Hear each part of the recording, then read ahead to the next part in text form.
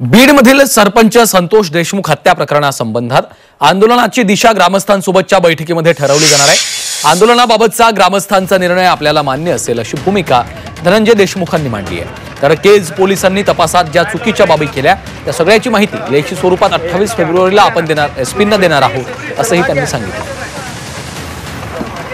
अन्नत्याग आंदोलन आहे जे की हत्या झाल्यानंतर अजूनही एक आरोपी फरार आहे।